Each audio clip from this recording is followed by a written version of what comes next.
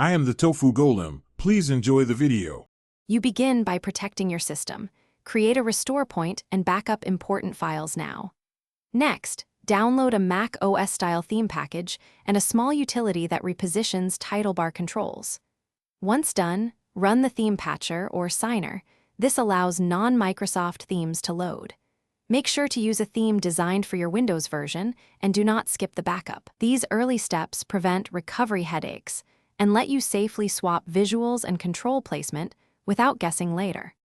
You now apply the visual kit. Install the Mac OS theme through the patcher and accept any file replacements when prompted. Then open the Window button utility and choose the left side layout. Tweak spacing and hover behavior to match Mac OS proportions. Once configured, restart Explorer or sign out and sign back in so the shell loads the new assets.